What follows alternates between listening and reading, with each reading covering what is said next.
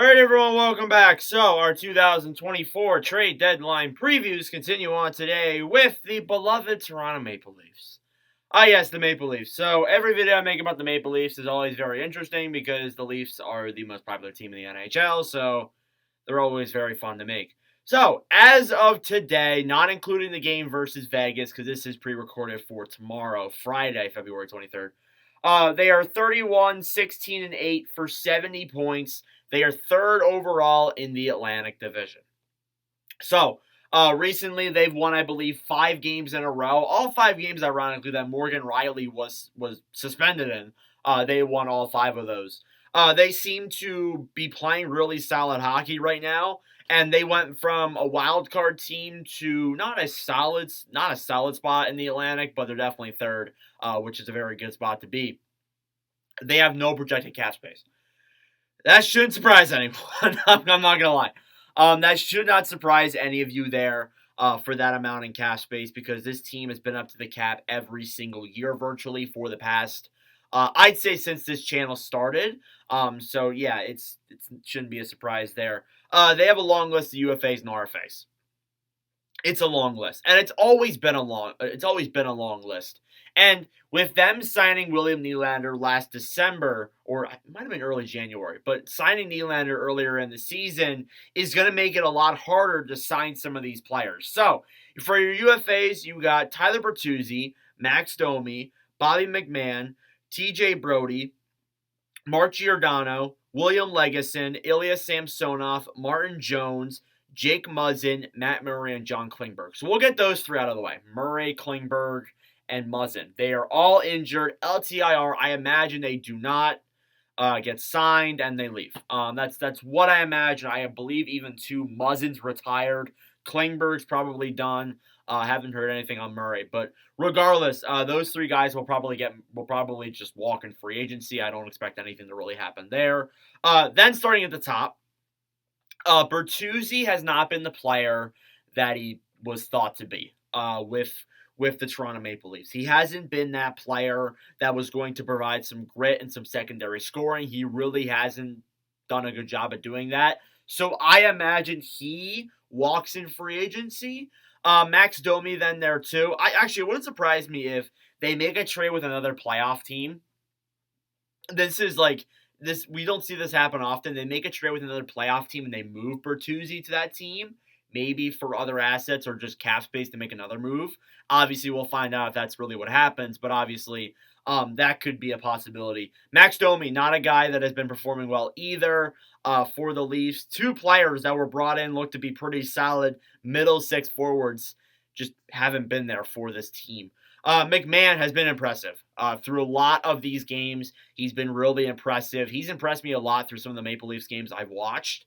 Brody, he's been a solid defenseman. I imagine they're going to try and keep him. I'm not entirely too sure if they're going to be successful at doing it because obviously cap space is a factor. But still, they probably will keep Brody. Giordano might be done. If he's not, then he might stay for another year. He's a guy who's a solid third-pairing defender with the Maple Leafs, has always been one of those guys. So my understanding is that if he wants to play another year, they'll keep him. But obviously, I've been wrong before. Legason, maybe they'll keep him around. I'd imagine they will for some depth. Samsonov, I don't know. It really depends how the playoffs look. If the playoffs go well and Samsonov does solid, and let's say they lose either in the second or the third round, then I think so, yes, they will. They probably would keep Samsonov for much more cheaper, for sure. Martin Jones then there too has been pretty solid. So 2 all right goalies. I mean, it's really up to whatever you want to think, if you're a Toronto fan or not, whoever you think is going to get moved. It could be either of the 2. But honestly, they're in this weird triangle here with the goalies where they got Hull, they got Wall, they got Jones, they got Samsonov, and then they also got Matt Murray, who's on LTIR. So like a goalie square, I get in rectangle, who knows? But yeah, obviously, not all of those goalies are going to stay. So one of them is probably going to walk in the free agency market. If I were to pick one, it's probably going to be Samsonov, if I'm being honest. And then obviously I mentioned the other guys there too. Your RFAs then goes as follows. You got Nicholas Robertson, Noah Gregor, Timothy Liljegren, and Simone Benoit. So With Robertson, he hasn't been the guy that the Maple Leafs wanted him to be. I've actually seen him be a potential trade piece. If they want to go for another player at this year's deadline, he could be a guy that gets moved the other way potentially. That's been something that I've been hearing maybe. Gregor, not a bad fourth line player. He scores at points. He can be a clutch player. He could be a playoff type guy. We'll find out what his future will be in Toronto there. Liljegren, not a bad defenseman. And then Benoit is another depth player there as well. So what are your needs if you're Toronto?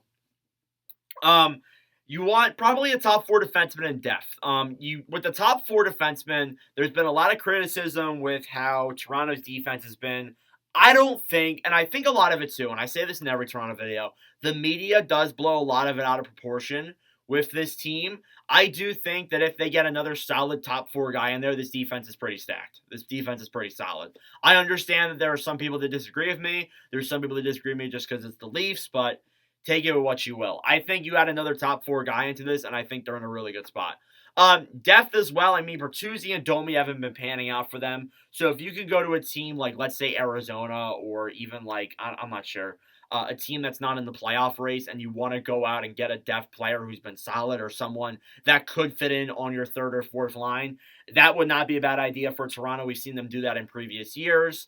It wouldn't be something that I'd be surprised with. Your movable pieces, you got your 2024 first-round pick and Nicholas Robertson are my two biggest movable pieces. I could see them moving a goalie. I guess it's possible. I don't think they trade for a goalie, but if they want to move another goalie, like let's say they move Samsonov or Jones for cap space, not saying that happens, but then again, if they wanted to do that, I guess they could. But obviously we'll find out there. And then again, Brad Treliving has been criticized many times in previous years for not being very active at the trade deadline. He did that with Calgary. We'll see if he does that with Toronto. But yeah, that's it for this video. That's it for the Maple Leafs deadline preview. I feel like I go way more in depth with teams like this than I do other teams per se. But regardless, let me know your thoughts in the comment section down below. Thank you all for watching. If you enjoyed, make sure to leave a like. Hit that subscribe button down below. I really appreciate it.